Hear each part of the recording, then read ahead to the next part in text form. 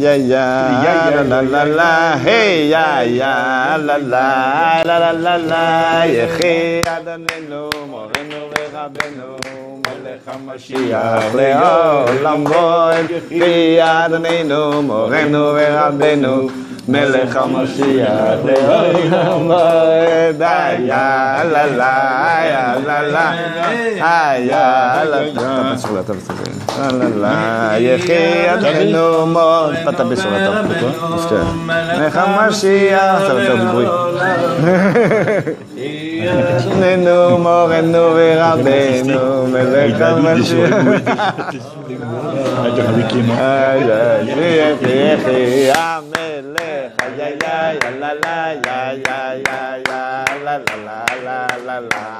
Hey, la la la la la.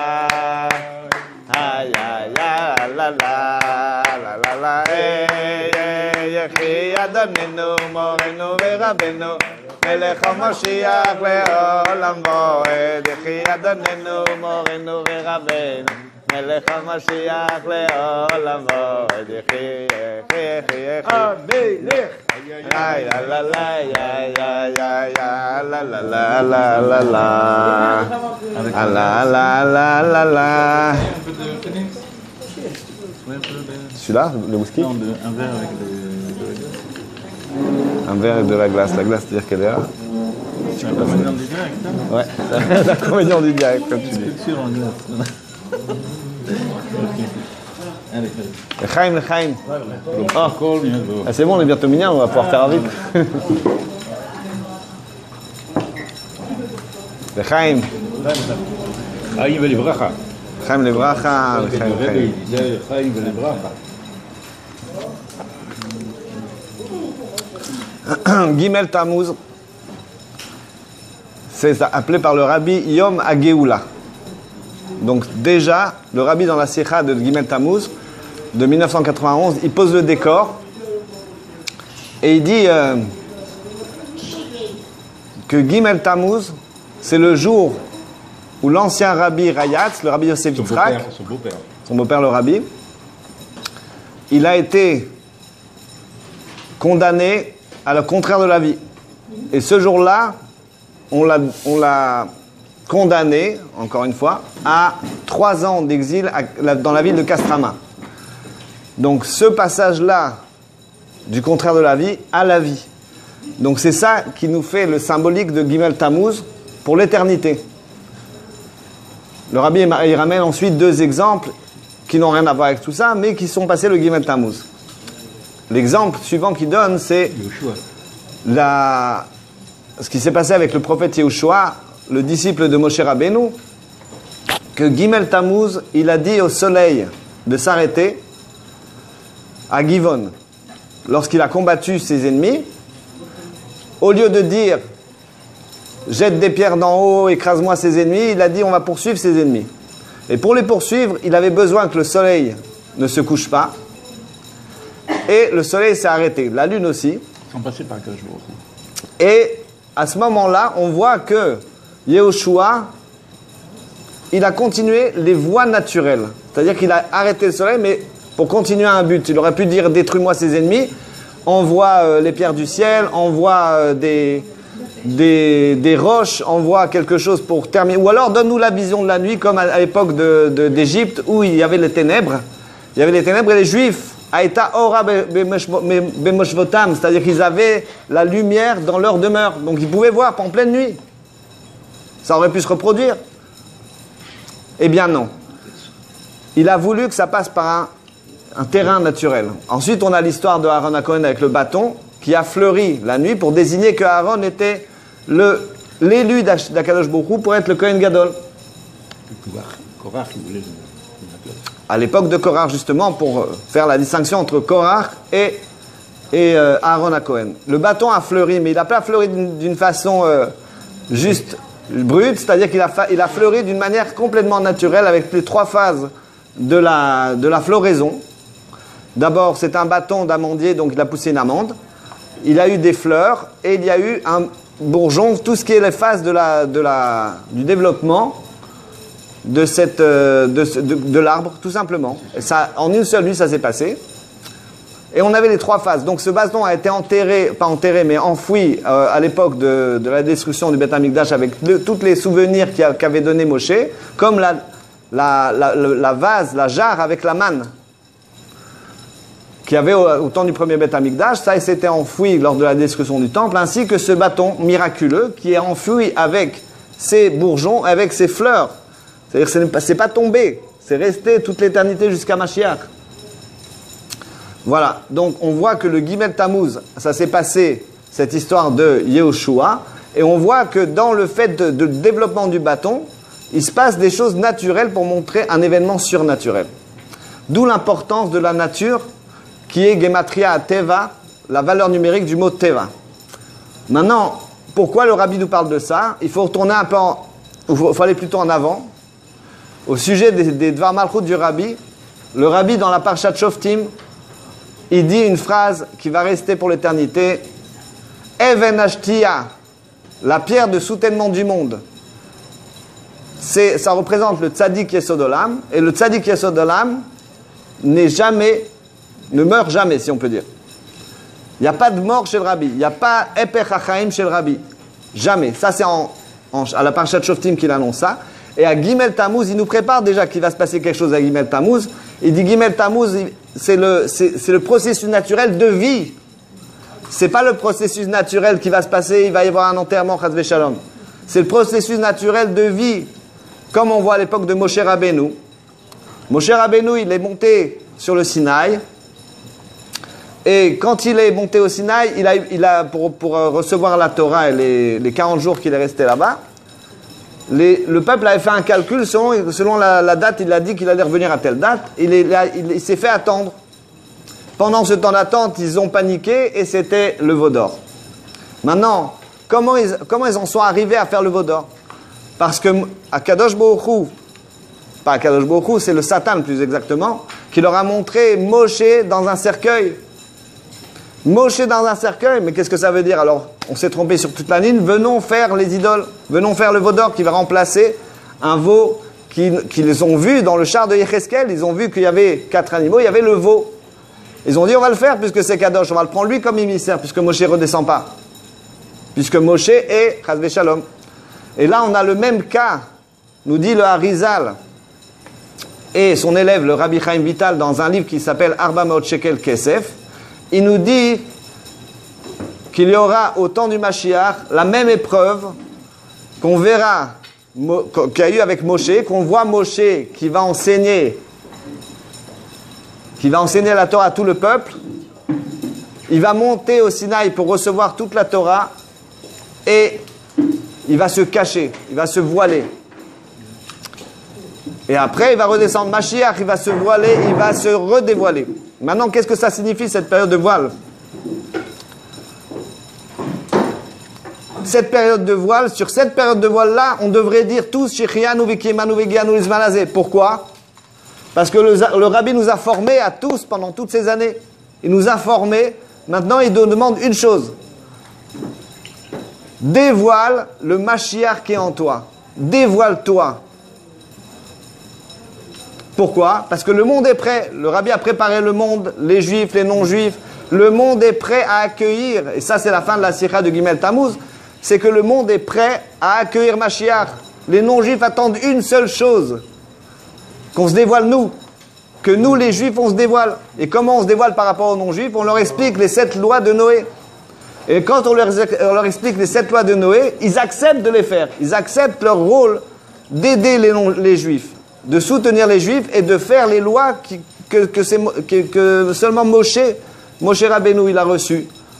La première loi des enfants de Noé, c'est quoi? C'est de croire dans Dieu et de ne pas faire idolâtrie, mais seulement le Dieu de Moshe Rabbeinu.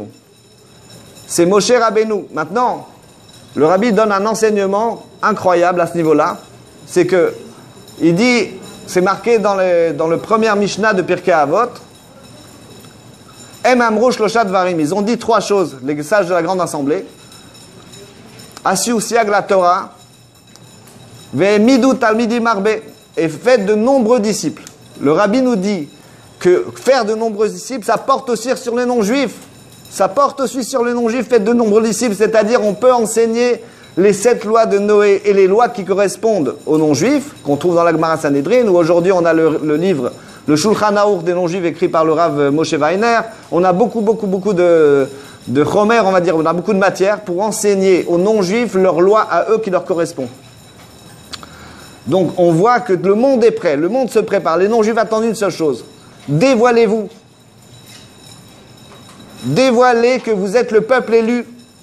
Dans la Parashat Bereshit, le rabbi, en Dvar Malchut, dans 1991, 1752, il parle dans Bereshit que nous sommes le peuple élu. Comment on sait? C'est marqué au début de la Torah. Bereshit bara Elokim et hashamayim ta'aretz. Rashi nous dit, si les non-juifs vous dites que vous êtes des voleurs, vous avez volé la tête des 7 peuples, alors vous leur direz, Dieu il a donné la terre à ceux qui voulaient, et il l'a repris, et il l'a redonné à ceux qui étaient droits à leurs yeux. Donc cette terre-là qu'on a aujourd'hui, c'est la terre du peuple élu qu'on a de droit divin. Personne n'a le droit de nous la réclamer, et tous les goïms alentours, à commencer par les États-Unis depuis de siècle en siècle, qu'on a chez eux, de génération en génération, une tradition qu'on est, nous le peuple élu. Ils nous appellent the chosen people, the Bible people. On est nous-mêmes le peuple de le peuple du livre, le peuple de la Bible, le peuple élu. Et ça, c'est en tradition chez eux, de génération en génération, chez les Américains. On voit ça aussi chez d'autres non-juifs, mais principalement. Pourquoi le rabbi s'est installé aux États-Unis? Parce que la diffusion, elle n'avait pas été faite là-bas dans l'hémisphère inférieur. L'hémisphère inférieur, c'est-à-dire quand on voit la Terre comme ça, l'hémisphère inférieur c'est celui-là de gauche, et à droite c'est l'hémisphère supérieur. Bon, c'est la façon d'écrire les cartes. Maintenant, l'hémisphère inférieur qui est aux États-Unis, il n'y avait pas eu le don de la Torah là-bas. Quand ils sont arrivés là-bas, le rabbi Rayatz et le rabbi Shlita Melech HaMashiach en 1941, ça s'est appelé la conquête de l'hémisphère inférieur. Et quand l'hémisphère inférieur il a été conquis par la diffusion de la Torah, le 28 Sivan ça a commencé, et bien à ce moment-là, il a dit une phrase, le rabbi, dans la sikha du Dvar Malchut Kafret Nissan. Il a raconté l'histoire du Baal Shem Tov qui a été voir le Melech HaMashiach. Le Mashiach il a dit, je viendrai quand tu répandras tes sources à l'extérieur. Ça veut dire quoi? Quand tu remplis tes sources complètement à l'extérieur, complètement. Et tout ça complètement, c'est-à-dire la délivrance véritable et complète. Tout doit être parfait, tout doit être complet. Dans chaque phase, c'est quoi la diffusion des sources? Les sources, on sait, c'est la chassidoute. C'est les sources des enseignements du Baal Shem Tov. Quand tes sources à toi seront répandues à l'extérieur. Mais l'extérieur dans la perfection, c'est quoi l'extérieur dans la perfection? C'est l'extérieur mamash, c'est-à-dire l'extérieur qui n'a pas d'extérieur en dehors de ça. C'est-à-dire les non-juifs. Les non-juifs, ils sont à l'extérieur. Ils voient les choses de l'extérieur. Et nous, on n'a pas partagé la Torah avec eux, encore moins la chassidoute. Alors, c'est quoi cette histoire-là? C'est qu'on doit leur enseigner les parties du Tanya qu'ils ont droit d'écouter. C'est quoi? C'est ce qu'on est en train d'étudier en ce moment. Le Shara Ichud Va'emuna. La porte de l'unicité et de la foi. C'est-à-dire, quand on croit quelque chose, quand on a une foi où on voit... Vous demandez à n'importe quel juif, tu crois en Dieu? Il va dire oui. Même le plus éloigné qu'on puisse, il va dire je crois en Dieu. Mais de croire, et cette croyance, faire que ça rentre dans sa connaissance, ça c'est le Shara Ichud Va'emuna. C'est-à-dire qu'il va avoir, pas seulement croire en Dieu dans son cœur, c'est qu'il va mettre les téphilines par exemple. Il va faire un acte de foi on appelle ça. Dès qu'on a atteint le niveau où il a un acte de foi, à ce moment-là, la foi rentre dans la connaissance et là, ça devient une foi active. Les non-juifs ont cette mitzvah aussi. Les non-juifs ont cette mitzvah de croire en Dieu jusqu'à savoir quelles sont les lois qui sont impliquées par cette connaissance et par cette foi. Maintenant, on a une question qui se pose, le Gimel Tammuz, le Gimel Tammuz Tafshin Dalet, en 1994, quand ça s'est passé. On a interviewé mon mashpia, le Rav Zimron Itzik, à l'époque, à la télévision. Et on lui a demandé qu'est-ce que ça veut dire que vous croyez que le rabbi est encore vivant alors qu'on sait très bien qu'il y a eu un enterrement, etc. Il a dit une seule chose. Il a dit Chai vekayam kipshuto mamesh. Ça veut dire quoi? Ça veut dire qu'il est vivant, existant, complètement. Kipshuto, ça veut dire matériellement, concrètement. Et le fait qu'ils disent une telle déclaration à la télé, en plus devant des millions de téléspectateurs, ça a fait une révolution. Ça a fait une révolution complète. Et le mouvement Chabad s'est scindé. Maintenant, à nous de le recoller. Parce qu'il y a de nouvelles générations qui veulent des explications. Et les gens qui ont dit non, on a eu un enterrement et c'est fini, pas du tout.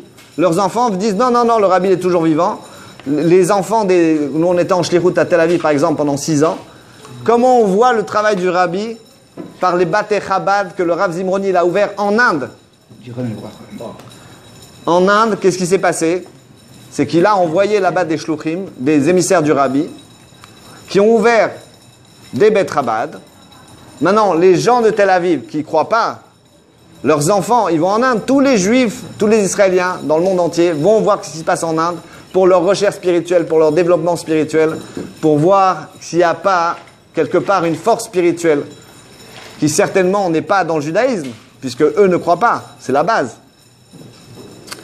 Et tous vont faire ce voyage en Inde, et là-bas les attend dans tous les Batei Chabad un Chabadnik, et leur explique pendant Shabbat, ils les invitent pendant Shabbat, ils mangent kasher pendant Shabbat, etc. Ils veulent entendre un kiddush, ils veulent écouter après être partis dans les temples bouddhistes et tout ce qui se passe, la Havdil, Chaz v'Shalom, ils reviennent au Beit Chabad vendredi soir pour entendre le kiddush. À ce moment-là, le shaliach leur explique et leur dit voilà, c'est comme ça l'histoire. C'est pas comme vous l'avez lu ou entendu, c'est réel. Avraham Avinu, quand il est parti de là où il est né, jusqu'à arriver en Terre Sainte, à un moment donné, il est parti en Égypte.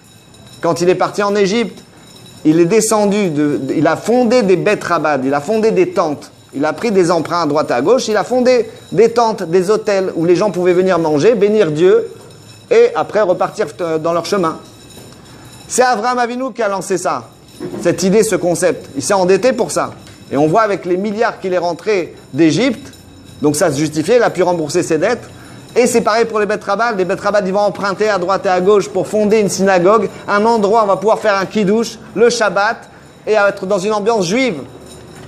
Cette ambiance juive, nous, on l'a récupérée quand on est parti en Shlichut à Tel Aviv. On voit des gens, des jeunes avec les cheveux longs, avec des tatouages, avec des boucles d'oreilles et tout ce que vous voulez. On leur met les tefilines et avant qu'ils font la bracha, ils disent Yechi Adonenu Morenu Verabenu Melech HaMashiach L'Olam. Je dis mais d'où vous connaissez une chose pareille? Il dit on était en Inde. Comme si en Inde c'est normal qu'on dise Yechi Adonenu en Inde.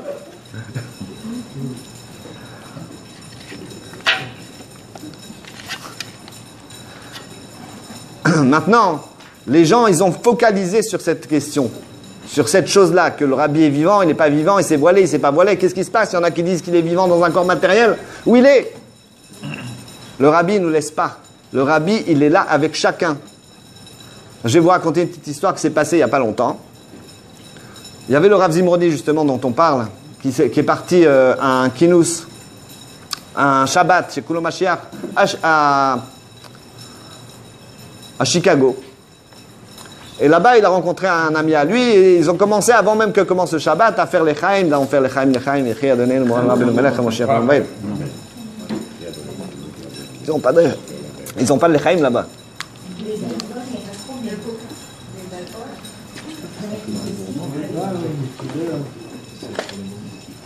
Excusez-moi, c'est obligé le bon?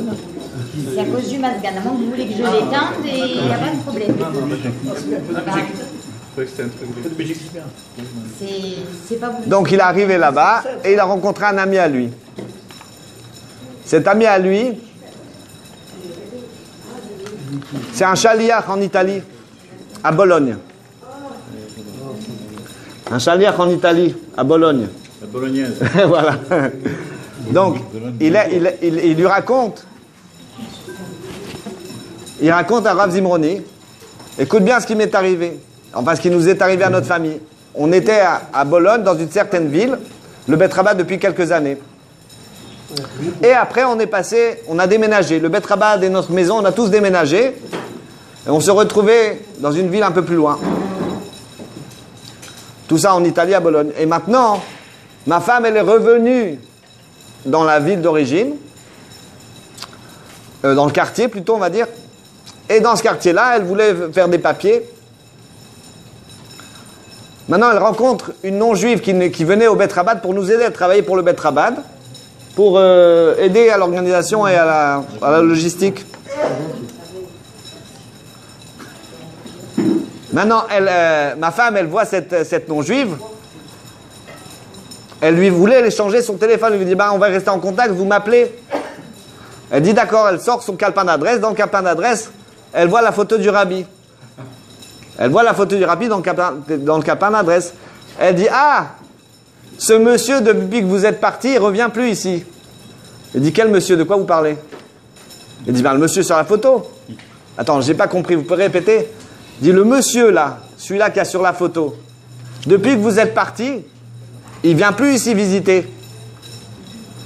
Elle dit, expliquez-moi.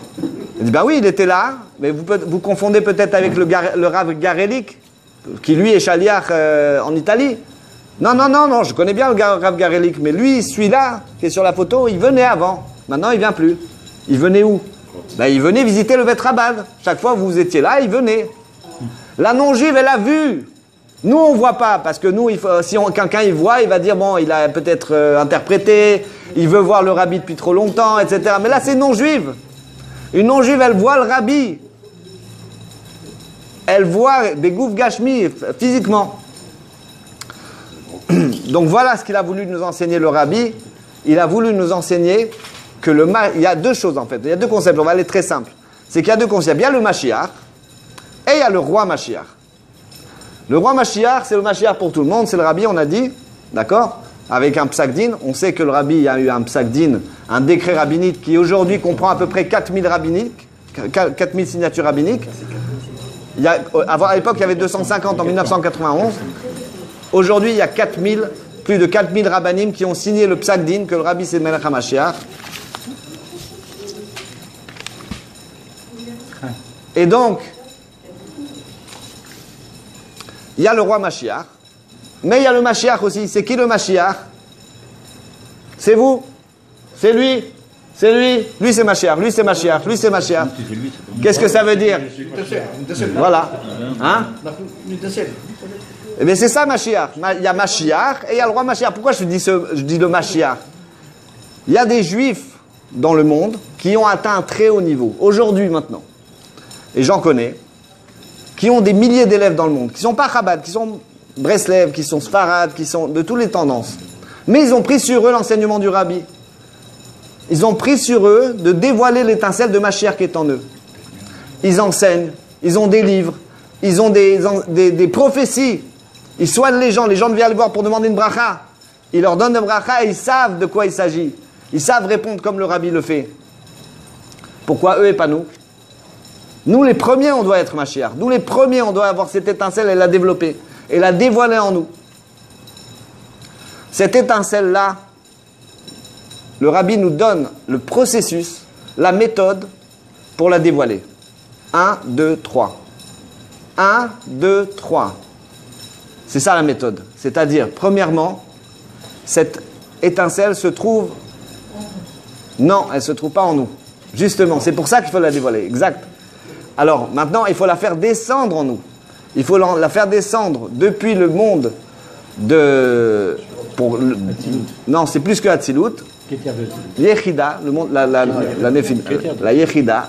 On ne va pas dire les mondes, etc. On ne va pas rentrer dans l'état de la Hatzilut. On n'est pas là pour faire un cours, surtout qu'on a un professionnel ici. Mais la Yechida, la faire descendre de son endroit et la faire rentrer autour de nous et pénétrer à l'intérieur de nous. C'est-à-dire... qu'il y a le sovev, ce qui entoure, et ce qui est pnimi. C'est-à-dire qu'on va ingérer en nous notre neshama spirituel pour s'en servir. Maintenant, on va voir comment on fait. C'est pas évident. Mais le rabbi donne plusieurs méthodes de développement. Premièrement, faire descendre la neshama dans notre corps. Deuxièmement, la dévoiler par des actions. Enfin, plutôt, on va dire, deuxièmement, la dévoiler par un enseignement. Et troisièmement, la dévoiler par des actions. Intégrer, dévoiler par un enseignement, et dévoiler par des actions.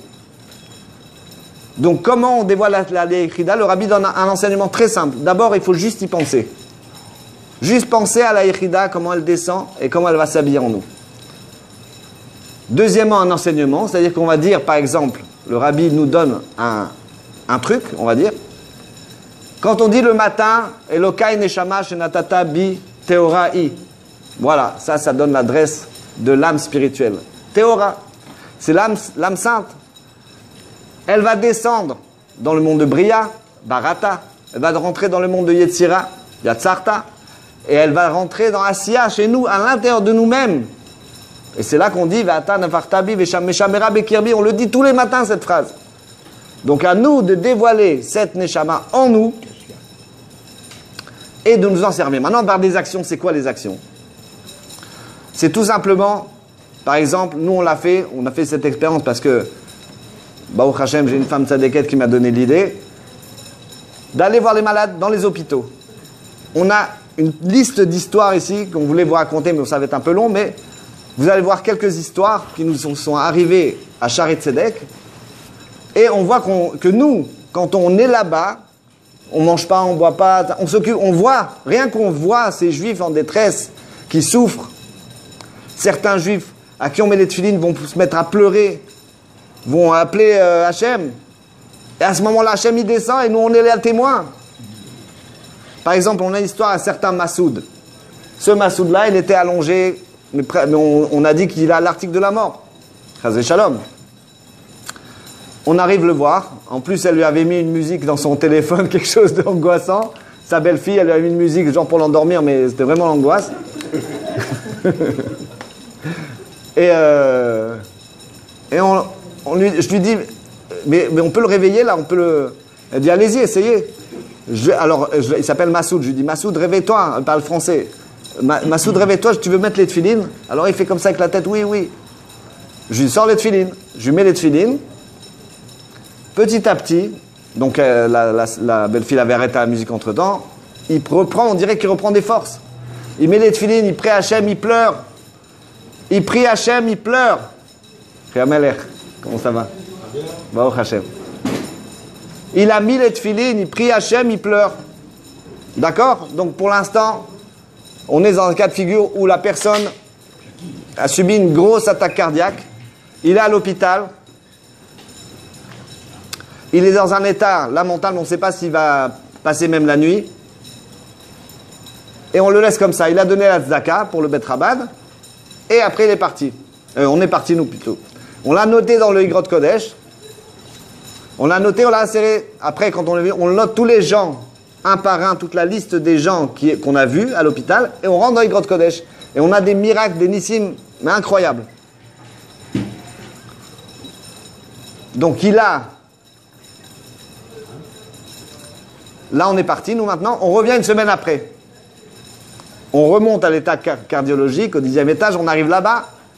On voit toute la famille autour de lui. Lui assis, avec des couleurs et tout.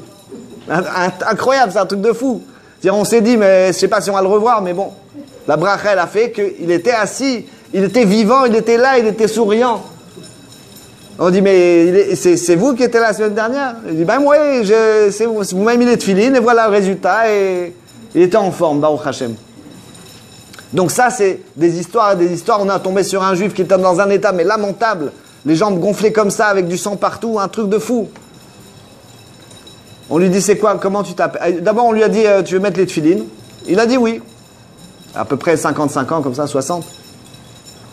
Donc, on a vu qu'il était en train de manger, on s'en va, on revient. Il n'avait pas la kippa, oui. Bien sûr, il n'était pas religieux. Voilà. Très important. Et donc, on revient, je lui mets les tefilines, il commence à pleurer, mais c'est déchirant. Il commence à pleurer, il a les tefilines sur la tête, il commence à pleurer, il nous touche tout de suite. Je lui demande son nom pour écrire le nom. Ma femme, elle écrit tous les noms. Il s'appelle comment? Menachem Mendel. Wow. Menachem Mendel, il s'appelle. Alors, il nous a donné son téléphone. Et pour qu'on demande au rabbi, on lui dit la réponse. Il était dans un état lamentable, sa famille l'avait abandonné. Enfin, bon, il y avait une grosse histoire de famille. Il était, mais rien que le voir, c'était déjà un traumatisme. Je rentre à la maison, on rentre à la maison, j'ouvre le Igrot Kodesh. La réponse c'était quoi? Il est dans cet état-là parce qu'on ne lui a pas donné de parnassa spirituel. On ne lui a pas donné de parnassa spirituel. Il est dans cet état-là parce qu'on ne lui a pas donné de parnassa spirituel. Une nourriture spirituelle. Une parnassa rouchanit, il dit, dans les mots, hein. Parnassa rouchanit. Donc je le rappelle, je rappelle sa femme, et je lui dis voilà, le rabbi l'a dit qu'il faut qu'il ait une parnassa spirituelle. Alors, est-ce qu'il a des tefilines? Elle dit oui, certainement, mais il faudra les retrouver. Alors je dis bon, retrouvez les tefilines, faites-les vérifier, et après que ces tefilines-là, il les mette à d'autres juifs, à sa famille, à ses amis, et qu'il va lui-même prendre cette décision-là. Elle dit quoi? Elle dit oui, c'est ça qu'il a dit. Le rabbi il a demandé une parnassa spirituelle, c'est quoi? C'est de mettre les tefilines à un autre juif. C'est ça le salaire, c'est ça le fait qu'on va avoir une parnassa spirituelle. Il va mettre les tefilines à un autre juif, un après l'autre, un après l'autre, un après l'autre, etc., etc. Maintenant, une fois on rentre dans l'hôpital, écoutez bien cette histoire parce que c'est un truc de fou. On arrive, et dès l'entrée du deuxième étage, là-bas, c'est là où il y a les urgences. On arrive, il y a les gens qui attendent. Et il y avait un juif, un jeune. Alors je lui dis, tu veux mettre les tefilines? Il se regarde, c'était des soldats. Il y avait un soldat, il y avait un qui était en civil. Il dit, vas-y, mets les tefs. Je dis, bon, bah ok, je lui mets les tefilines, etc. Il fait le schéma Israël, il pleure comme je sais pas quoi. Je dis, mais attends, qu'est-ce qui se passe? Il dit, c'est très simple. Aujourd'hui, je me suis converti, j'ai fait la Brit Mila. Wow. Et c'est la première fois que je mets les tefilines de ma vie.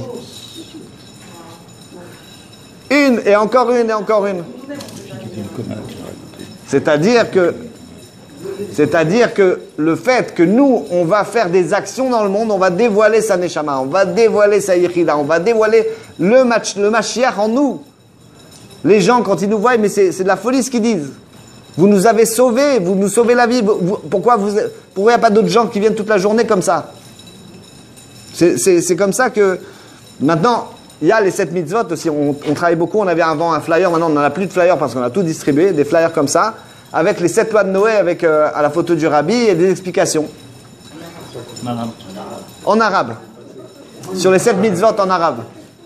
Je dois en avoir là, je vous montrerai après. C'est que j'amène une fois, il y avait une famille arabe. Alors eux, ils vont en famille tous pour voir un malade, il y a 80 personnes. Il y a les enfants, les 3-4 femmes, etc. Je leur amène une carte des 7 lois de Noé. Ça, c'est la première fois que ça nous est arrivé. Le monsieur, il a pris et il a fait comme les 12 psukim. Vous savez, Torah, Tziva. Il a lu chaque mot, tout le monde répétait. Wow. Les 7 mitzvot une par une, en arabe, et toute sa famille répétait. C'est-à-dire, il a lu à voix haute, il y a 80 personnes dans la chambre d'hôpital. Ça, c'est un. Deuxièmement, une autre fois, je distribue un flyer, le flyer des 7 mitzvot. Il prend le flyer, le monsieur. Bon, je continue, je fais pas gaffe, il me poursuit. Il me parle en anglais, parce qu'il y a beaucoup d'arabes qui ne parlent pas l'hébreu. Il me parle en anglais, il me dit, mais qui c'est qui fait ça? C'est vous? Je dis, ben oui, c'est moi qui distribue. Il dit, mais je veux absolument en savoir plus. Alors, je lui donne l'adresse du site. On a pris une photo ensemble. Le monsieur, il s'intéresse, il veut savoir plus, il veut savoir, il voit quelque chose en arabe.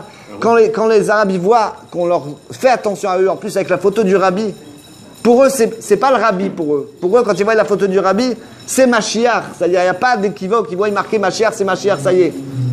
C'est pas, ils vont pas se compliquer la tête à essayer d'étudier à Chassidut. Ils voient la photo, c'est Mashiach, voilà, tout simplement. Simplement.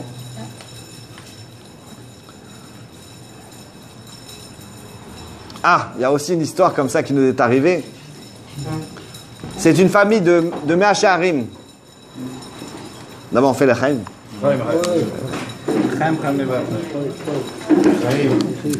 Aïe, aïe, aïe, aïe, aïe, aïe, aïe, ouais, tu vois. Aïe, aïe, la, la, la, la, la, la, la, aïe, aïe, la, la, la, la, la. Aïe aïe aïe la la aïe aïe aïe aïe aïe aïe la la la c'est la Geoula. Oh la la la c'est la Geoula.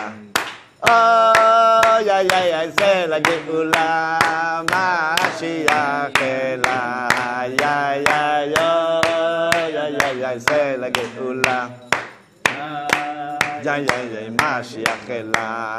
Aïe, aïe, aïe, aïe, c'est la Géoula. Mashiach est là.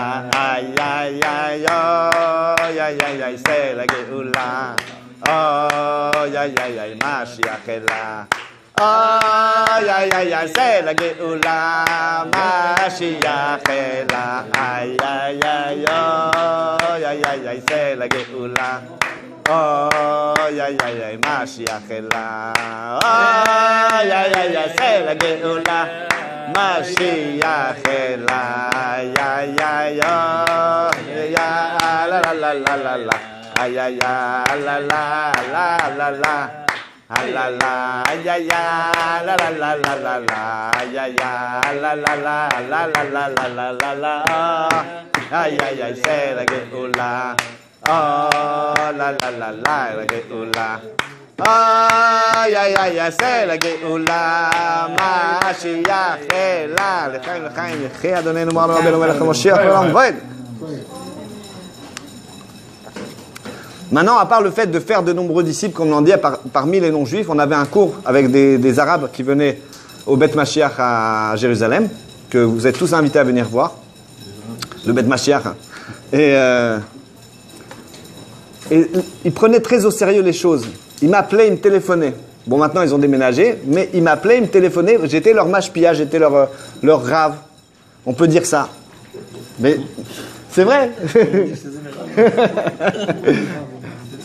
C'est ça, ils me demandaient conseil. Il y a eu des cas où ils m'ont demandé comment ça se passe au niveau de quand quelqu'un, par exemple, il déprime.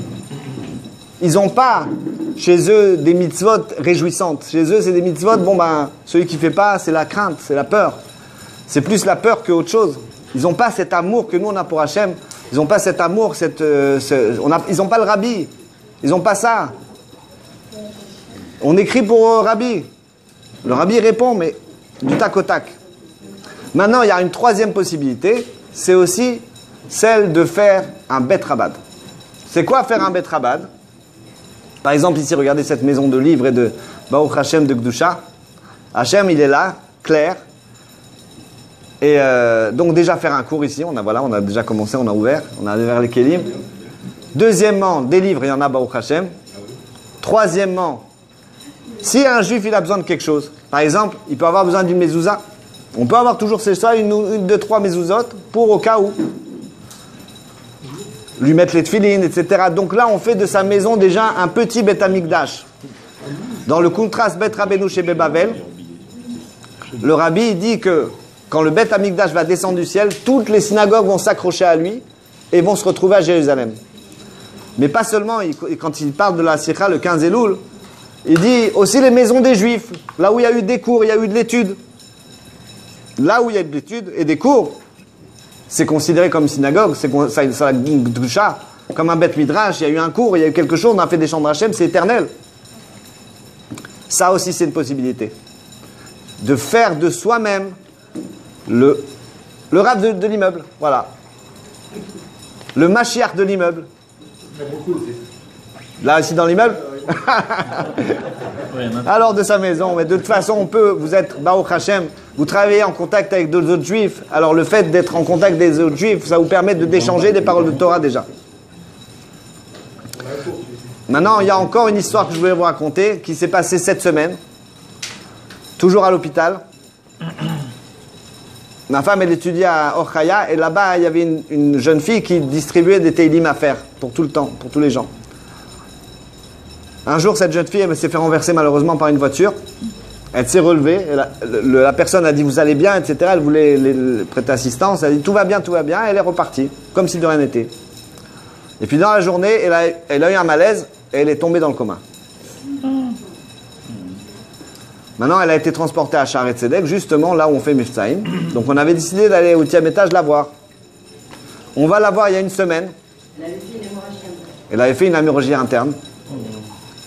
Et dans le coma, on ne peut pas communiquer avec elle, mais on avait déjà mis une cartisse Mashiach derrière son coussin, etc. On avait parlé, on avait fait des teilim pour elle, etc. Donc on revient jeudi, la semaine qui vient de passer. Jeudi, on arrive là-bas.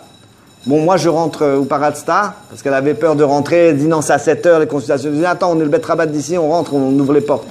Je rentre là-bas, je dis à tout le monde, je suis le Bet Rabat de Sharet Tzedek, dites-moi ce qu'on fait avec cette fille-là. Elle dit oui, mais peut-être, il faut des autorisations. Non, non, dites-moi tout de suite, on a besoin, on n'a pas le temps là. Et donc, je l'ai fait rentrer comme ça, Chutzpah. Elle est rentrée. Qu'est-ce qui s'est passé? Elle la voit, elle a ouvert les yeux. Déjà, elle a ouvert les yeux, c'était un truc de fou. Mais elle ne réagissait pas. Elle a ouvert les yeux un peu. Elle a ouvert les yeux, on lui donne Kartis Mashiach. Moi, je viens la voir, je lui dis on a besoin de toi pour Mashiach Bakikar. Après, je vous expliquerai c'est quoi Mashiach Bakikar. On a besoin de toi, que tu diffuses, que tu réveilles les gens pour Mashiach Bakikar, etc. D'un coup, on voit qu'elle prend de plus en plus de chayout, d'énergie. Et après, qu'est-ce qu'elle a dit?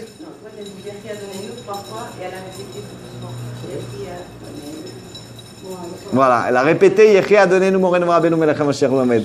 Donc maintenant, cette fille-là, c'est un potentiel. Tous les juifs sont un potentiel. Il faut les réveiller, il faut les étincelles pour justement cette grande journée. Voilà, je refais la publicité. Je vous ai parlé qu'il va y avoir lundi Mashiach Bakikar. Qu'est-ce que c'est que Mashiach Bakikar? À Tel Aviv, il y a 2 ans. Kikar Rabin. Le Rav Zimron Itzik, mon mashpia, donc mon Rav, qui fait là-bas, il investit là-bas le Kikar Rabin pour la première fois. Il y a eu déjà d'autres opérations au Cinérama, etc. De faire des concerts de musique, avec des chanteurs, avec des discours de rabbanim, mais surtout de la musique, surtout des spectacles, surtout du son et lumière, des vidéos magnifiques. Il y a eu 40 000 personnes. Si vous tapez sur YouTube Mashiach Bakikar, vous allez voir ce que c'est que de voir 40 000 personnes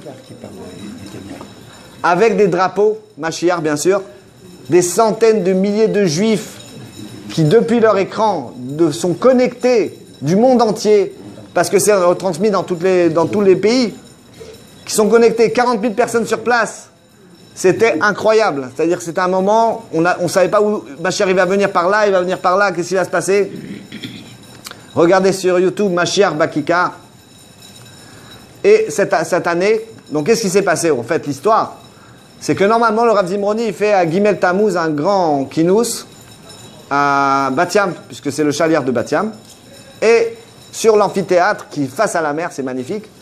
Mais il y a les juifs qui viennent principalement, c'est des Lubavitch et des religieux, etc. Bon, il y a des concerts, des discours, etc. Mais pas comme Mashiach Bakikar, ça n'a rien à voir.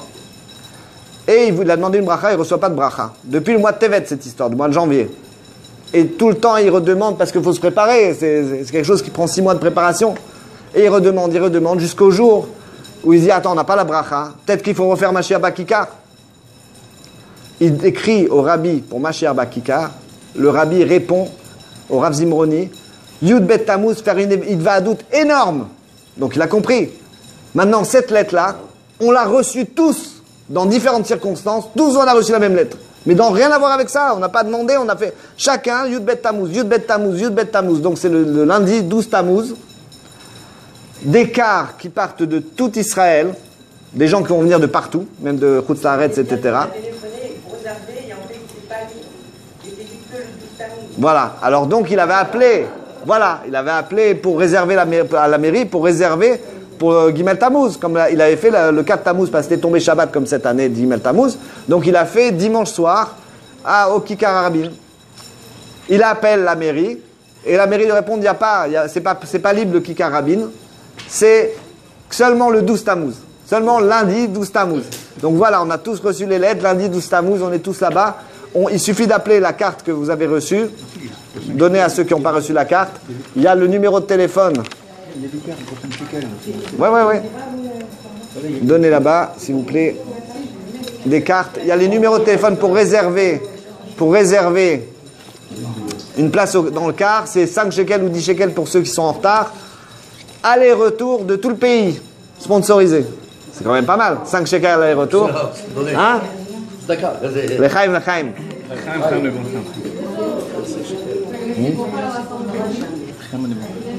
T'es prêt?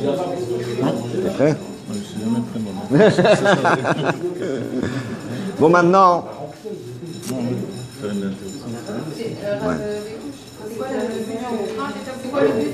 alors, c'est quoi le but? C'est d'amener Mashiach, bien sûr. C'est surtout l'unité d'Israël qui va permettre d'amener Mashiach. C'est seulement ça. Donc, tous les Juifs qui viennent, c'est pas seulement des religieux, c'est des non-religieux, c'est des Kippas Ruga, ça peut être des Haridim, ça peut être des Sfaradim simples, des Sfaradim Haridim, de tous les niveaux, de tous les degrés de religion. C'est pas important. Le principal, c'est d'être ensemble. Ensemble, Mashiach Bakikar, lundi 12 Tammuz à 7h. Maintenant, il y a ma femme, elle est Mashpia, Baruch Hashem. Elle a sa publicité dans le journal en tant que Mashpia, c'est gratuit, vous pouvez l'appeler. Et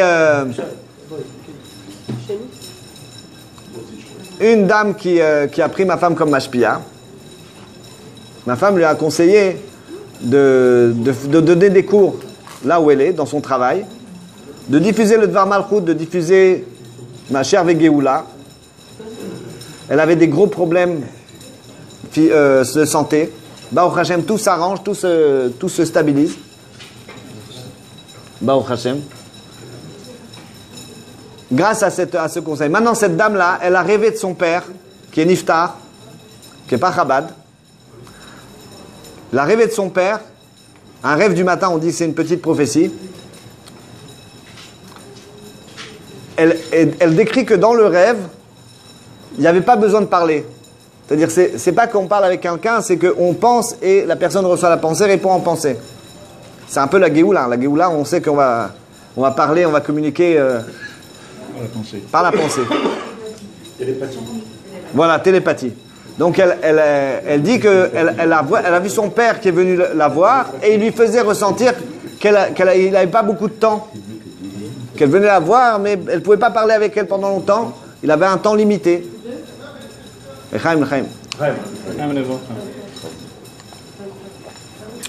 Donc elle avait un temps limité pour parler avec son père. Elle lui a fait ressentir que son père lui manque et que il faut trouver un moment pour être ensemble, pour parler. Mais bon, il dit j'ai pas le temps là maintenant. Il lui a fait sentir qu'elle n'a pas le temps. Et elle lui a dit mais qu'est-ce qu'on doit faire aujourd'hui? C'est quoi le message là-haut? Qu'est-ce qui se passe là-haut? Qu'est-ce qu'on doit faire maintenant concrètement? Il lui a dit 3 choses. Il a dit la première chose, c'est d'être dans le shalom, dans la hardout, dans l'unité. Bezrat Hashem Mashiach Bakikar. Dans l'unité. Deuxième chose, elle lui a dit continue à diffuser l'identité du Melech HaMashiach. Donc diffuser que le Rabbi c'est le Melech HaMashiach. C'est très important pour les gens d'avoir ce repère. Parce qu'en temps d'obscurité comme on vit maintenant, qui va se transformer bien sûr en lumière, c'est pour ça que l'obscurité est aussi profonde, c'est que c'est très important d'avoir des repères clairs pour les gens. C'est que si les gens ne savent pas qu'est-ce que c'est que Mashiach, ils peuvent tomber dans des pièges, dans des faux messies, dans des trucs, dans des sectes, Hachem Ishmor, ça peut aller très loin. Là, on a Mashiach, c'est clair, il est juif, il descend de Shlomo, il descend de David HaMelech. Comme c'est marqué, il remplit toutes les... Par le Maral de Prague, par Rashi, etc. Et donc, on a clairement l'identité, c'est un repère. Troisièmement, elle a dit que tous les Juifs doivent s'unir pour crier à Matai. À dire, comme en Égypte, qu'on en avait marre d'être en esclavage, jusqu'à quand cette galoute, jusqu'à quand cette obscurité. Et ça amène le Mashiach. Véritablement, Dieu a entendu tendu l'oreille et les a entendus. J'ai entendu leurs cris, a dit l'Éternel. J'ai entendu leurs cris et je vais les sauver. Maintenant, la différence avec l'Égypte, c'est quoi? C'est le prophète Micha qui nous explique il nous dit, comment à l'époque de votre sortie d'Égypte, je vous montrerai des merveilles. C'est quoi ce Kei le Kaf Adimion? Le Kaf Adimion, il signifie une chose. Ça veut dire, ça va être plus fort encore. C'est pas un Kaf infériorisant, c'est un Kaf supériorisant, si on peut dire. C'est-à-dire que c'est quelque chose qui va être une inflation de miracles, une inflation de merveilles. À chaque instant, chaque jour, vous vivez des miracles, vous n'en rendez même pas compte des fois. Et c'est ça qui est marqué dans le verset Tehilim. Le Tehilim, Kouf Lamed Vav, c'est-à-dire le 136, c'est marqué là-bas, Leosé Niflot, Levado, Leosé Niflot, Gedolot, Levado, Kilo Amchazdo. C'est-à-dire, celui qui fait des grands miracles pour lui seul, lui seul. C'est-à-dire, c'est des grands miracles qui se passent, des miracles énormes. Rien que de vivre, d'être debout, de respirer. Déjà, Kol Adeshamat El Yudke. Toute respiration, on doit remercier Hachem. Remercier Hachem, Toda Hachem. Donc, on va terminer là-dessus, sur cette première partie d'Hidvadut. On va faire une petite pause. Lechaim et Nigunim. Ouais, on va laisser la place à notre ami, le Melech HaMashiach de Natania. Que chacun est Mashiach, non? Mashiach Bakikar, Lechaim. Halalalala, hey, halalalala, halalalala, hey, halalalala,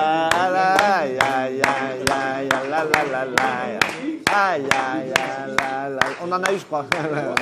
La la la la la la la la la. Aïe aïe aïe aïe aïe aïe la la eh la la la la.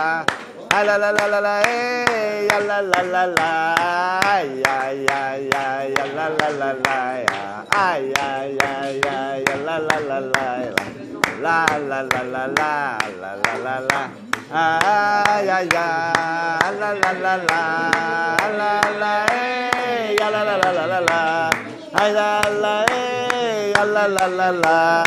Aïe aïe aïe aïe la la la la. Aïe aïe aïe aïe la la la la. La la la la la la la la la. Aïe aïe aïe aïe la la la la. Aïe digga digga la la la la.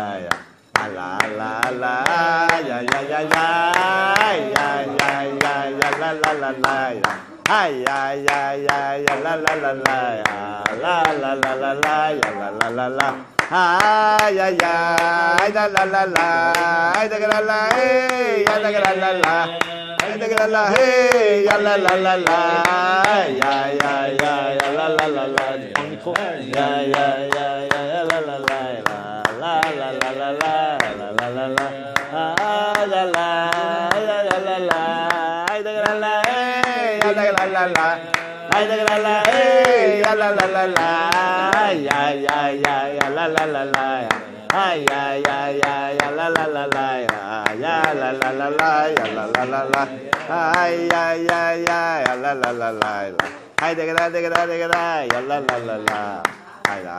la ya ya ya ya ya ya ya ya la la la la ay ya ya ya ya la la la la la la la la la la la la.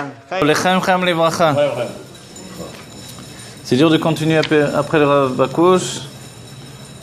Rav Bakouche, je le connais depuis des années, depuis qu'on était tout petit. Il n'y a pas longtemps. Hogan. Hogan de... Ouais. Et... Gan Achayot. C'est la bassin, non? Mais je voulais dire, c'est un grand Talmid Chacham, que Dieu bénisse. Enfin, grand, le mot il est difficile, ça va pas l'un avec l'autre, mais c'est quelqu'un qui étudie tout le temps, qui fait Messir Nefesh. On voit le côté extérieur, donc les Mifsaïm. En dehors de ça, il passe la plupart de son temps à étudier, à collectionner les smichot, les diplômes rabbiniques. Voilà, donc c'est un grand érudit. Et que Dieu le bénisse, lui, sa femme, sa famille, qu'ils aient que des brachot. Il fait Messirut Nefesh avec son épouse pour diffuser, pour imprimer, pour éditer, pour rédiger le Mashiach. Vive le roi Mashiach. Now. Voilà, c'est le seul mot qui est pas en français. Vive le roi Mashiach, Yechia Melech HaMashiach. Et ça, c'est quelque chose d'extraordinaire. Voilà, ça a pris la tournure d'un journal. D'après les enseignements du Rabbi, que la Géoula s'annonce dans le journal. Voilà, le Rabbi parlait sans doute de ce journal-là. Parce que dans la Géoula, je ne sais pas si on va lire le journal, franchement, entre nous. On aura d'autres choses à faire.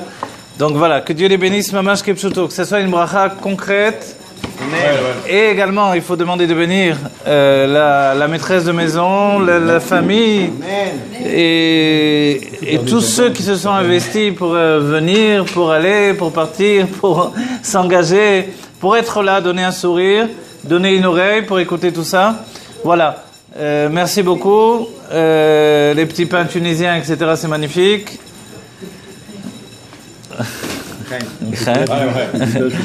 Voilà le bourbon, le ça, on est bien gâtés. Voilà, les chaim et les brachas.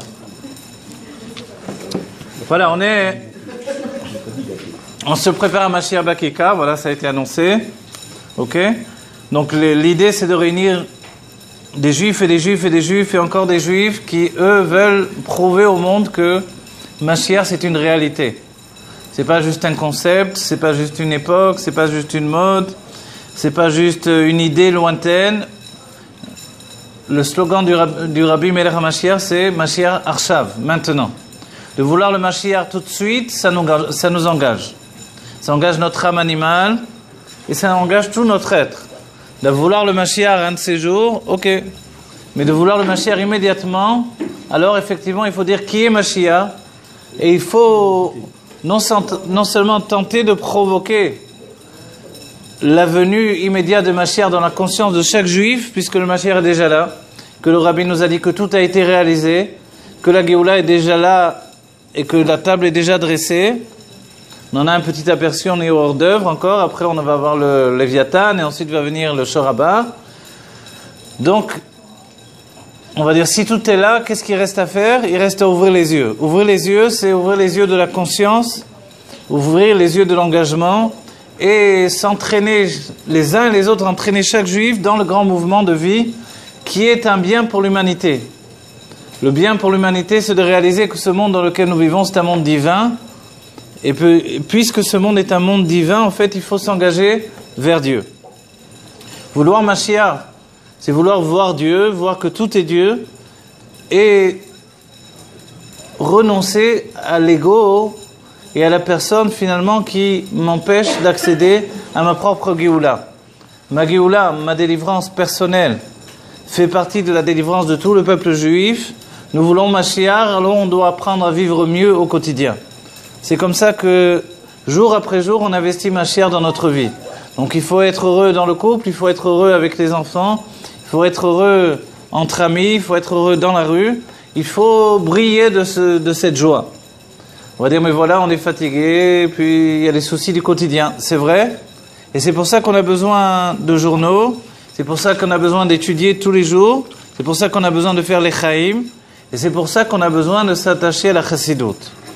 La chassidoute, le Rabbi Rayatz dit qu'avant tout, c'est d'étudier chassidoute. Donc se réunir pour étudier chassidoute, c'est une bénédiction en elle-même. Le Rabbi explique que c'est pas forcé de tout comprendre quand on étudie la chassidoute.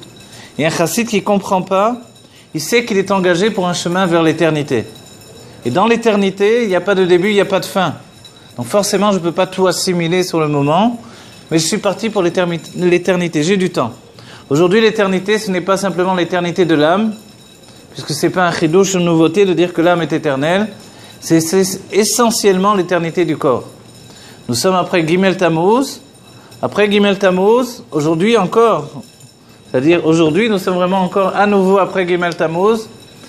Et après Gimel Tammuz, tout commence pour nous. Il y a avant Gimel Tammuz et après Gimel Tammuz. Gimel Tammuz, c'est la période charnière entre ce qui est voulu et ce qui est présent dans notre réalité. En réalité, entre le divin qui est au-delà de notre perception et le divin qui s'introduit dans notre perception. Gimel Tammuz, c'est le moment où on signe que nous sommes des juifs de Géoula. Si moi je veux dire de manière personnelle un message, comment je ressens la chose, Gimel Tammuz, c'est Gilui Atzmut, le dévoilement de l'essence de Dieu. Voilà, c'est comme ça que je perçois Gimel Tammuz. Le Rabbi atteint le niveau pour lequel il a travaillé toute sa vie depuis qu'il est enfant, avant même le jour de ses 3 ans.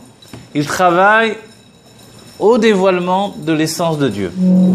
Et ce dévoilement de l'essence de Dieu, comme tous ceux qui s'engagent pour un travail qui est le but de leur vie, le moment où on a l'impression que où il est passé, pourquoi il continue plus à travailler, tu n'as pas compris, ça y est, il a dévoilé, l'essence de Dieu. On va dire où elle est cette essence de Dieu. Cette essence de Dieu, depuis le premier Gimel Tammuz, elle n'a pas arrêté de pénétrer dans notre conscience, dans notre réalité. Elle n'a pas arrêté de nous transformer. Si je suis capable aujourd'hui de parler comme ça, si je suis capable de continuer à étudier, si je suis capable de continuer à être juif, c'est parce que l'essence de Dieu se dévoile dans notre vie chaque jour, tous les jours, plus encore. Et Gimel Tammuz, c'est, comme le Rabbi nous a dit dans les Dvar Malchut, Gimel 3, c'est Chazak. Tout ce qui est 3, c'est Chazak. On ne peut pas faire tenir un tabouret sur 2 pieds, mais sur 3 pieds, effectivement, c'est les enseignements du Rabbi, sur 3 pieds, à partir de ce moment-là, c'est fiable. Vous savez que dans la Merkava Eliona, et dans l'idée même de la Merkava d'Akadosh Baruch Hu par rapport au Avot et au Imaot, alors on passe de 3 à 4. Mais déjà à 3, on a une Merkava Elokit. On a Avram, Israël et Yaakov, de manière générale, qui est le soutien et le fondement de tout le peuple juif. Et ensuite, on rajoute soit David, soit Rachel, Imanu. C'est-à-dire qu'ensuite, il nous faut une Malchut. Mais pourquoi elle est rajoutée ensuite comme un élément nosaf? C'est parce qu'en réalité, le fondement du monde, c'est 3. Mais on va dire, alors pourquoi on a besoin de la Malchut, de la royauté? Parce que la royauté, c'est l'état de dévoilement. Et ça, c'est l'état de notre génération. Nous sommes dans la génération du dévoilement. Auparavant, il y avait déjà la Géoula. Les sages disent très bien, le Rabbi nous le dit, Olam Abba, c'est Olam Shekvar Ba. Un monde qui est déjà venu.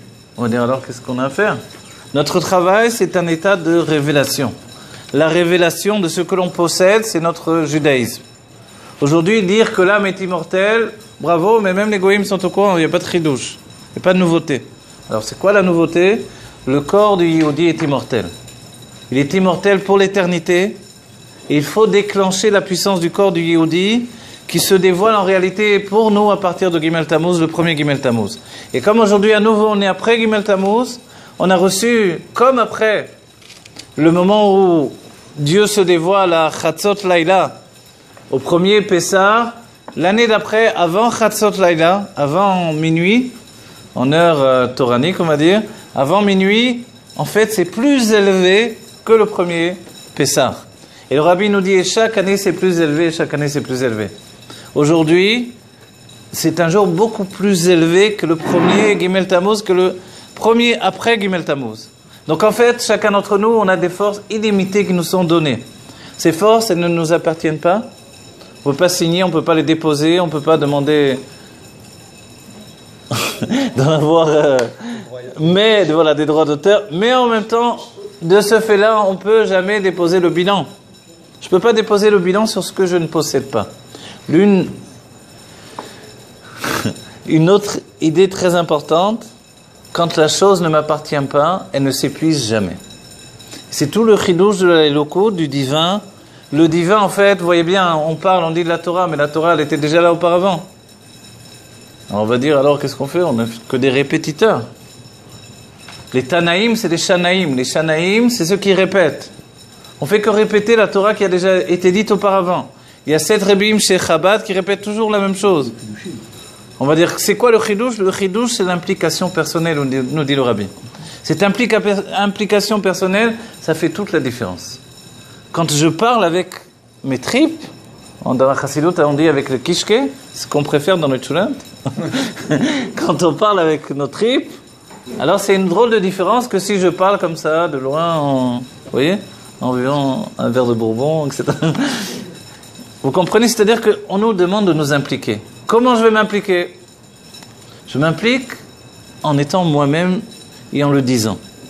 C'est très curieux, c'est comme de dire, tu n'as rien à dire, eh bien dis-le.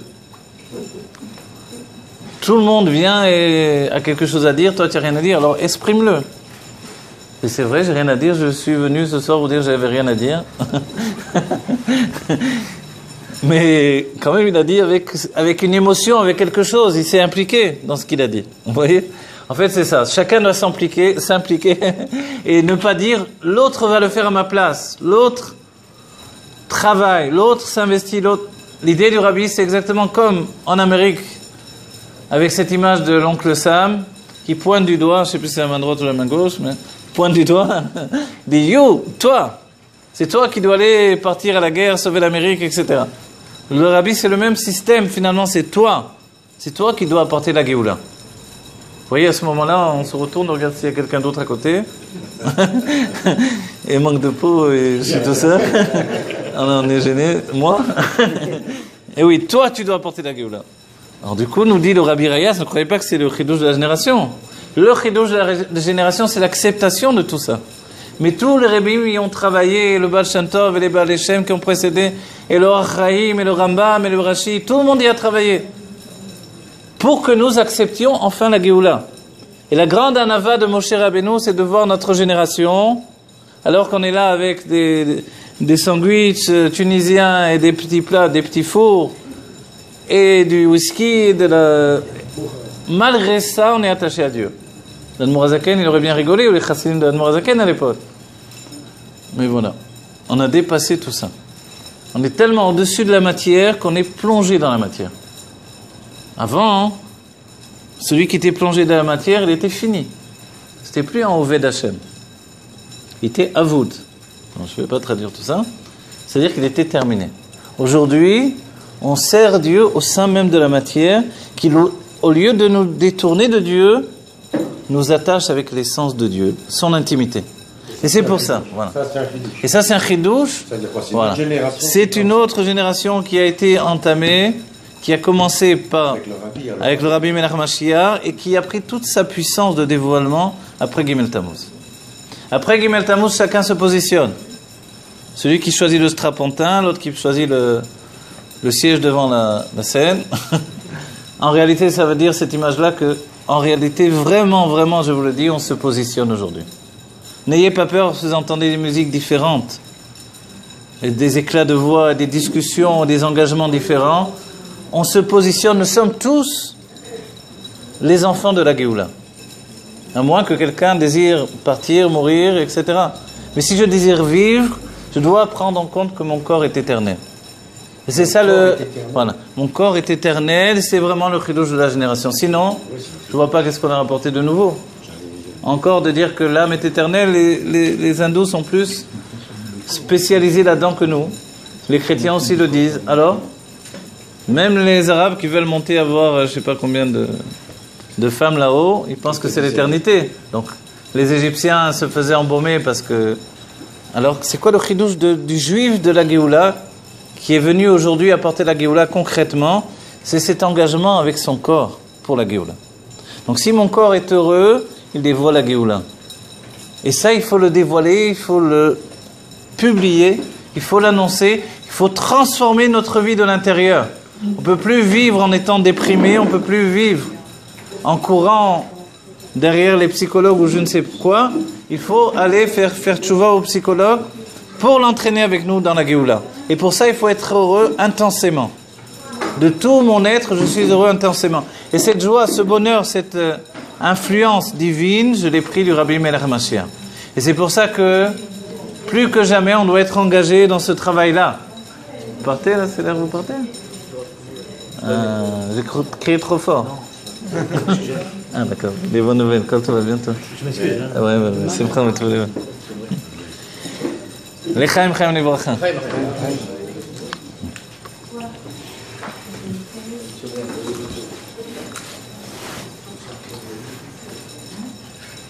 Pour les soldats de Rabbi Menachem Mashiach, comme le Rav Zimbronichi, comme le Rav Bekouch à côté de moi, comme le Rav Pasteur, les Rabbanim Pasteur, toute la famille Pasteur. Alors la Géoula, c'est une affaire de famille, c'est-à-dire on la vit en famille. Il y a des époques où les familles étaient scindées parce que certains s'étaient engagés dans la Géoula en essayant de transformer le monde, et puis à l'intérieur on avait du mal à suivre. Quelquefois on était délaissé de l'intérieur. Aujourd'hui, chacun doit vivre la Géoula avec la même intensité. L'homme et sa femme, et ses enfants, et ses voisins, et ceux qui veulent entendre le message. Ce n'est plus une histoire du peuple juif uniquement, ça redevient comme au début du monde une histoire de famille. Le juif pénètre dans la Géoula avec toute sa famille de nouveau, il installe la Géoula dans sa maison, et il dévoile qu'il veut vivre en Géoula parce qu'il veut être heureux. Et on passe le message à nouveau si on n'a pas entendu. Aujourd'hui, on doit être heureux, c'est important d'être heureux, on doit faire le maximum pour être heureux parce que c'est le meilleur moyen d'entraîner la Géoula pour tout le peuple juif. Et pour ça, il y a une Géoula collective et personnelle. Auparavant, on croyait que uniquement la Géoula collective entraînait la Géoula personnelle. Quand on s'approfondit un petit peu dans les Dvar Malchut du Rabbi Meir Mashiach, on se rend compte que c'est notre Géoula personnelle qui est la plus importante pour Dieu. Dieu aime le juif, il aime Dieu qui est en nous, cette part de Dieu qui est en nous, et en réalité, non milevado, tout est Dieu, donc nous sommes aussi Dieu, nous aussi, et la prise de conscience que nous sommes Dieu comme tous ceux qui existent, c'est d'intégrer le bonheur d'être Dieu dans notre vie au quotidien. Le Rabbi le dit dans l'idée que quand quelqu'un a un diamant dans la poche, alors ça lui change la vie. Peut-être qu'il ne va pas sortir le diamant, il ne va pas l'utiliser, il ne va rien acheter, mais il sait qu'il a un diamant dans la poche. En vérité, aujourd'hui, on doit être avec des diamants de partout. Sur les chapeaux, dans... Nous sommes un diamant. Ce sont les termes du Rabbi précédent et du Rabbi Meir Mashiach. Chaque juif est un diamant. Et concrètement, on doit être riche, et je le souhaite à tous ceux qui sont là aujourd'hui, on doit être riche concrètement, au-delà de toute notion et de toute mesure ad blidai, parce qu'en réalité, nous sommes riches spirituellement. Et nous sommes riches spirituellement, comme le dit le Rabbi, pas par rapport à notre propre mérite, mais parce que nous avons le mérite de recevoir la Torah, cet héritage du peuple juif qui est éternel. Et qui nous rend riches parce qu'il dévoile ce que nous possédons déjà comme qualité. En définitive, le monde est déjà prêt pour la Géoula, tout a été fait, tout a été déjà dépassé. Kalou kolakitzim, rendez-vous compte, toutes les dates ont été dépassées, c'était du temps de la Gemara. Alors aujourd'hui, qu'est-ce qu'on doit dire? Aujourd'hui, c'est sûr que c'est incompréhensible. Ce que l'on comprend au quotidien, c'est que chaque jour est un nouveau jour de Géoula. Le fait d'être là, réunis ensemble, de faire le lien avec Jérusalem et Natania. Le Rabbi a dit Natania, c'est Nathan Yudke. Dieu nous a donné Yudke, alors de Jérusalem, ils viennent chercher. Les Yudke. Ils ont Netanyahou, ça ne suffit pas. Alors, vous voyez ce que ça veut dire? C'est-à-dire qu'on en arrive à voir la situation de la Géoula. Vous savez c'est quoi la Géoula? Quand Jérusalem se répand sur tout Eretz Israël. Et c'est ça, voilà. Jérusalem se répand sur tout Eretz Israël. Et du coup, il y a la mer à Jérusalem. C'est le monde. Voilà. Eretz Israël se répand sur le monde. On sera en Amérique, comme c'est déjà aujourd'hui, maintenant en Israël, etc., etc. Et vous allez me dire, et qu'est-ce qu'on fait avec le problème du dernier exil, qui est l'exil de Ishmaël? Les Rebbeim en ont parlé, l'Anmo Hamsaï en a parlé plus que les autres encore. Et l'exil de Ishmaël, c'est de sortir de la Merirut, nous dit l'Anmo Hamsaï. Ce sont les champs de Merirut. La Merirut, c'est l'amertume. Il faut sortir de l'amertume. C'est notre combat contre Ishmaël. En d'autres termes, dit l'Anmo Hamsaï, si nous sommes joyeux, on a de quoi combattre Ishmaël. Si nous sommes tristes, Ishmaël peut l'emporter sur nous.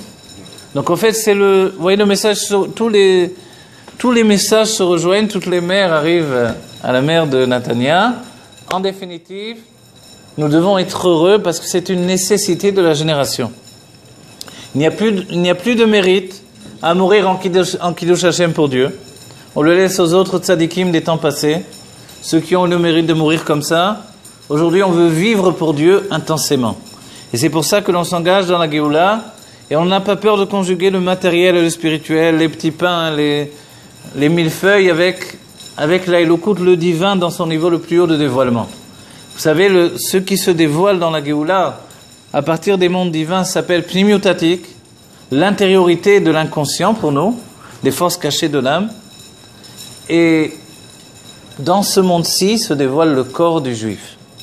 Le corps du juif qui va être supérieur à l'âme, qui va dévoiler une vitalité telle qui va inonder le monde de sa lumière. Le corps qui va être tellement puissant qu'il dévoile déjà ce que l'on ressent aujourd'hui, que la femme porte en elle, puisque la femme est comparée au corps et l'homme est comparé à l'âme. Le travail de l'âme, c'est d'entraîner le corps. Donc le travail de l'homme, c'est d'entraîner la femme vers sa Géoula. Pour que la femme soit en Géoula, le mari ne peut pas être en galoute. Pour que la femme soit délivrée, le mari ne peut pas être en exil. L'un doit délivrer l'autre. Mais le plaisir vient du mari et la femme dévoile le plaisir dans la joie. Donc en fait, on doit travailler ensemble.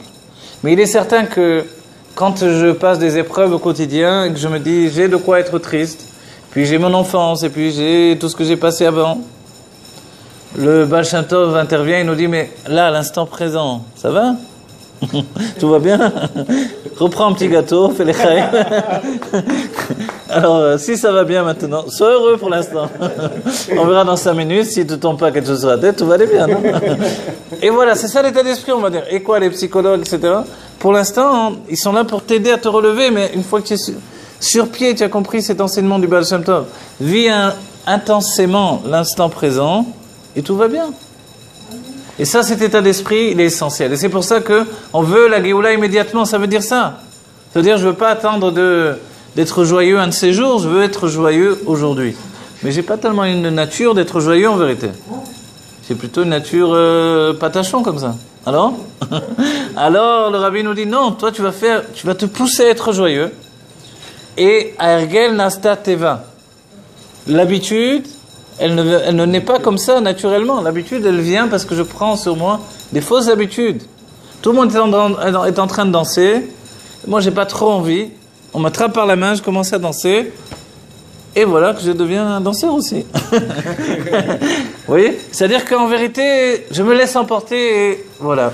Le juif, il a une âme de bonheur. Il peut pas rester dans la tristesse. C'est pas vrai. C'est pas juif. C'est pas juif. Les églises, c'est des tombeaux. La Beth Knesset, c'est un grand balagan, mais on est sa mère. D'accord? Et ça, c'est vrai. Les femmes, elles parlent. Les hommes, ils parlent aussi. Ok. Mais on est vivant. Tant qu'on est vivant, il y a quelque chose à faire. Et ça, c'est le plus important. Soyez vivants, soyez heureux, soyez entiers. Et là, c'est un engagement profond de chacun d'entre nous. Donc, en fait, l'état d'esprit que le rabbi nous transmet, c'est que la joie doit se dévoiler parce que la Géoula est déjà là. La Géoula est là, et comme le fait vraiment Kol HaKavod, c'est un grand travail, le Rav Bakouche et son épouse d'aller dans les hôpitaux. Parce qu'on pourrait dire, voilà, il parle de Géoula, et va un peu dans les hôpitaux, on va voir. Le Bet Refoua, comme dit le Rabbi, la maison de guérison. Alors là, voilà, ils y vont dans les hôpitaux, vous voyez? Et quand même, ils disent c'est la Géoula, et quand même, ils disent oui, et quand même, les choses se transforment, parce que en vérité, c'est pas juste de donner à quelqu'un un espoir, c'est de lui dévoiler la vérité. Et ça, c'est merveilleux. Quand vous venez voir un juif, vous lui dites, tu sais que tu as une âme de lumière, que cette âme de lumière, elle veut briller dans ta vie, alors donne-lui une place pour qu'elle brille. Et quand on laisse une place à l'âme de lumière, elle commence à briller. Et après, on croit qu'on est juste un réceptacle pour ça. Et après, on vient nous dire, tu sais quoi, ton corps est encore plus élevé que ton âme. Ah bon? Pourquoi on te demande tellement de couvrir ton corps, de faire attention, de mettre de la crème au soleil, enfin, d'être besniout, etc. Pourquoi? Pour le préserver. Pourquoi la femme doit couvrir ses cheveux? C'est une galoute à la fin. Mais non, la femme elle couvre ses cheveux pour préserver la sainteté de ses cheveux. Sinon, la sainteté se répand à l'extérieur. C'est ça le sujet. Ce que nous dit le Rabbi d'après le Zohar. On ne couvre pas les cheveux de la femme par la sniout, pour la sniout. On les couvre pour les protéger la sainteté qui se trouve dans les cheveux, parce que chaque cheveu, c'est comme une paille, et qu'il est creux, et dedans se déverse la gdoucha, la sainteté qui est dans le cerveau. Voilà. La nudité de la femme, et l'explication du Zohar, c'est ça, voilà. Dans le sens simple de la Torah, il est dit que Sear, Isha, c'est une herva, c'est une nudité, le cheveu de la femme. Et le Zohar explique qu'est-ce que c'est une nudité? C'est de dévoiler la nudité de l'âme en réalité. C'est pour ça qu'on le recouvre. Quand on nous demande, c'est pas pour nous transformer en intégriste, orthodoxe, dangereux, je sais pas comment dire. Voilà, fondamentaliste. C'est vraiment pour nous protéger, c'est tout. Vous voyez? Pour protéger, et après, on n'a pas dit que la femme ne va jamais montrer ses cheveux à personne. C'est le cadeau qu'elle fait à son mari. Donc en fait, ce cadeau, préserve-le parce qu'il va te donner la bracha. C'est ça. Et c'est pour ça même qu'on couvre les cheveux avec des cheveux. Il faut le faire quand même. De mettre une perruque sur la tête pour couvrir les cheveux, on va dire ils sont fous. Mais pour bien montrer que le problème, c'est pas le cheveu. Alors c'est quoi? C'est le cheveu dénudé. Le cheveu qui est attaché au cerveau, à la boîte crânienne. Parce qu'en réalité, il dévoile la Gdusha, la sainteté qui est dans la tête, dans le cerveau, s'habille l'âme divine. Et comme la femme a reçu l'âme divine de son mari également, par le biais du mariage, elle dévoile son âme à lui, à tout le monde également. Donc c'est pour ça qu'on lui dit, cache tes cheveux, parce que c'est une bénédiction de Dieu. Et voilà. Vous voyez, là je vous dis simplement comment on voit les choses dès que on va chercher le Zohar. Dès que le rabbi nous parle avec amour, voilà comment il nous dit. Il n'est pas en train de crier sur une femme, couvre-toi les cheveux, c'est affreux, etc. Non, il dit non, au contraire. Et le rabbi nous dit au contraire, tu dois être très belle. Parce qu'une femme juive, elle doit être très belle pour donner envie aux autres femmes d'être belles. Et ça, c'est un message. Un homme doit être beau et une femme doit être belle. Comment on est beau et on est belle? Il faut un équilibre entre l'âme et le corps. Quand mon âme et mon corps sont en équilibre, on est très très beau. Je vous affirme. Regardez-moi.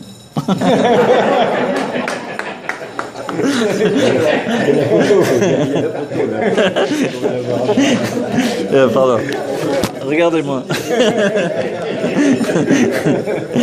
Non, c'est vrai, c'est pas ce homme que le rabbi est tellement beau. Le rabbi est beau parce que c'est une fusion entre l'âme et le corps, vous comprenez? Et il dévoile cette beauté que l'on a tous entre nous, qu'on est capable d'avoir. C'est ça la beauté d'un juif. Maintenant, je comprends, voilà, l'explication elle est extraordinaire. Ah oui. Pourquoi mettre une perruque sur les cheveux? Ah oui. Mais ça, pour moi, c'est un chidouche. Voilà. Mais en fait, ce chidouche, il n'est pas nouveau puisqu'il est du Zohar. Mais simplement, on nous le dévoile. Voilà, exactement. Exactement.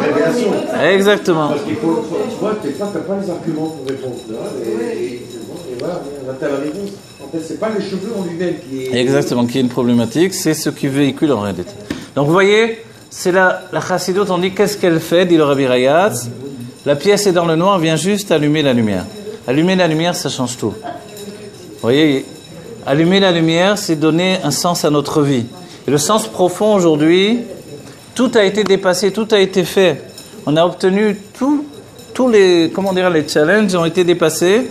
Il ne reste plus qu'une seule chose, les kabel pnei mashiach tzidkenu. Et ça, c'est une chose éternelle. Sachez que le rabbi nous dit, on a terminé le avodat abirurim, on ne fait plus le tri entre les étincelles de sainteté qui sont dans la matière et la matière elle-même.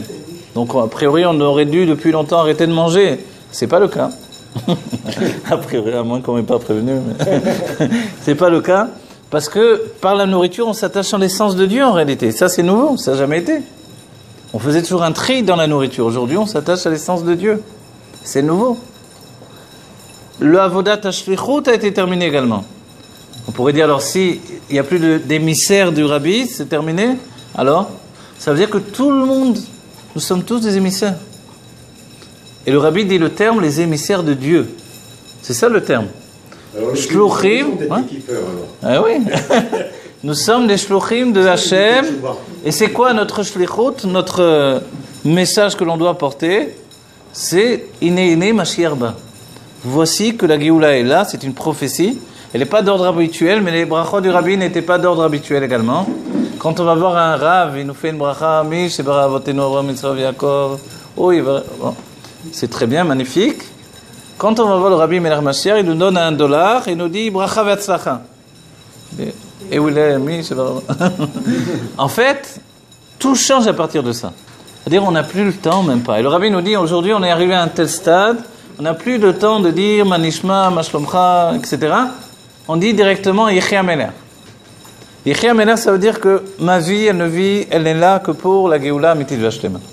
Parce que c'est le seul moyen, quand il y a la Géoula complète et véritable, que toute la vie devient un bonheur absolu. Et mon bonheur personnel ne pourra aboutir totalement que quand tous les êtres sur la terre auront un bonheur véritable. Et le rabbi dit le domem, le tsomer, le chai, le medaber. C'est-à-dire le minéral, le végétal, l'animal également. Tant qu'il y a encore un lion qui court derrière une gazelle, on ne peut pas dire que c'est la Géoula Amitit Vashlema. On va dire mais c'est la nature. La nature, dans la Géoula, dans la Géoula, la gazelle elle va dire au lion, calme-toi, c'est la Géoula.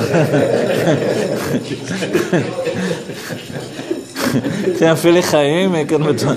Et en fait, et l'Admour Azaken l'explique. Vous savez, c'est comme un enfant, il est attaché à des petites choses, il nous fait une crise pour une petite chose. Au moment où on croit que tout va bien, il va s'endormir dans 5 minutes, un petit quelque chose qui a dérapé, puis On est reparti pour 1 heure encore. Qu'est-ce que c'est? Comment ça se fait? Un petit quelque chose. Mais dans les pires moments de crise, on le calme avec un bonbon. C'est extraordinaire ça. Qu'est-ce qui se passe? Je fais même très mal un petit bonbon. C'est mieux qu'un grand médicament. Alors, qu'est-ce qui s'est passé? Ça s'appelle les mochin de katnout. C'est-à-dire que le date, la conscience, elle est attachée à des petites choses. Donc il désire que des petites choses. Et les animaux, nous dit l'Admor Hazaken, ils en sont à vouloir sans arrêt se sauter dessus les uns les autres. Même entre eux, ils se donnent un coup de patte, quoi.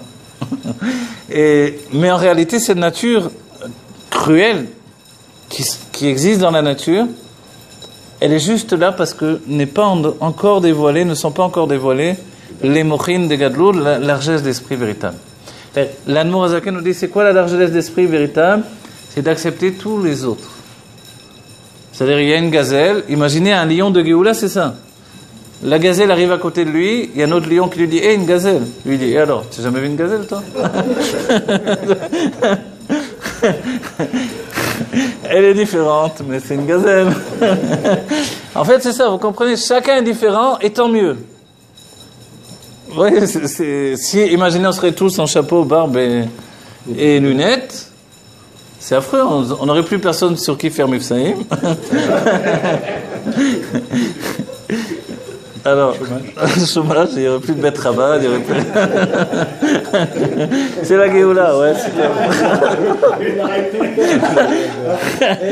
notre pasteur, il devient bécouche.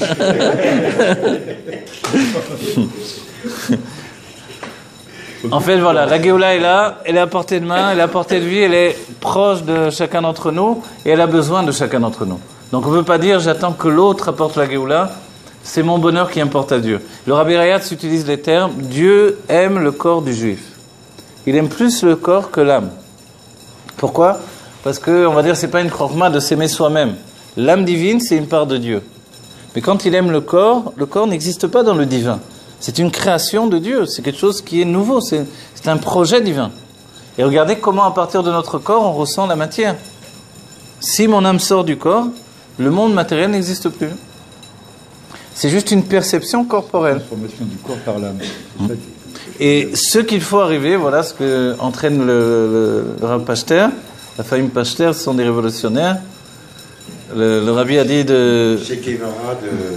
A Kohen Agadol Miechav, et le Kohen qui est plus grand que ses frères, c'est la Keuna Agdola que le Rabbi a précisé dans la famille Pachter. Le Rabbi vous a transmis cette Keuna, c'est pas rien. Il y a des vidéos, on voit ça, et c'est écrit, c'est extraordinaire en vérité, c'est un grand srout. Parce qu'il y a un engagement. Celui qui s'engage, il prend une place particulière dans le cœur du Rabbi et dans l'action pour entraîner la Géoula. Et ça, je vous le dis franchement, ça n'a rien à voir à quel moment on est arrivé à partir avant Gimel Tammuz, après Gimel Tammuz.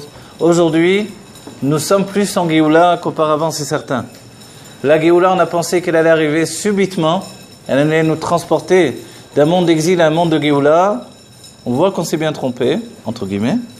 C'est que la Géoula, elle coule goutte à goutte dans notre réalité. Le but de cette Géoula, c'est qu'elle rentre dans notre date, dans notre conscience, et qu'elle transforme notre conscience inférieure du monde matériel en conscience divine. Nous sommes Dieu parce que tout est Dieu. Je ne vais pas dire Enon milvado, vous savez que c'est le passouk de la Géoula. Ata ireta ladat, ki avaye ou Elokim Enon milvado. Ça va être une conscience, ça va le savoir, comme je sais que, je sais pas, que j'existe pour l'instant. Je saurai que Dieu est tout. Et en fait, je ne peux pas dire Dieu est tout et moi je ne suis pas Dieu. Non, Dieu est tout, y compris toi. Donc en fait, on est plongé dans le divin et pourtant on s'appartient comme un être exclu du divin. Ça s'appelle le Da'at Arton, une conscience inférieure. Et c'est ça ce qui nous enferme. On est emprisonné dans cette conscience. Le but de la Géoula qui vient du Zohar, de la Kabbalah et ensuite de la Chassidut, c'est de nous débloquer, de débloquer cette conscience pour accéder à la conscience de l'âme divine qui, elle, sait que tout est Dieu. Et le corps, en fait, qui est le premier vêtement de l'essence de Dieu, il est le plus grand combattant contre le dévoilement de l'Aïlokout, du divin. Mais parce qu'en réalité, il est tellement attaché à l'essence que l'essence est un niveau qui dépasse tous les dévoilements divins, que c'est au-delà de tout. Voilà, si c'est le moment du cours que vous n'avez pas compris, le Rabbi a dit c'est bien aussi. Voilà. la Géoula est déjà arrivée, mais on ne la voit pas. Exactement. Dans le chapitre 41, Oui. on dit que chaque juif il doit se dire que le monde il existe pour moi. Exactement, voilà. Personnellement et bien sûr pour tous les Exactement. enfants d'Israël, puisqu'on est une partie de Dieu. Bon voilà, je bénis chacun d'entre nous, chacun d'entre vous. Vous prenez avec vous, en partant là, à l'instant, ceux qui doivent partir, un moment de Géoula absolu. Vous êtes la Géoula, vous êtes le Mashiach. C'est vrai que lundi prochain, c'est ça? Il y a au Kikar, tous les Juifs se réunissent pour affirmer que le Rabbi c'est le Melech HaMashiach et pour affirmer que nous sommes tous reliés à la Géoula Mitiv Hashlema. Voilà, et bien sûr on sera déjà en Géoula depuis longtemps, voilà. Donc que Dieu bénisse chacun d'entre nous, que l'on vive la Géoula Terefomia Mamash dans notre vie, dans notre réalité, et que l'on agisse chacun pour entraîner notre part de Géoula dans notre vie. Voilà. Ne pas dire que l'autre va le faire, moi je le fais. Merci à chacun.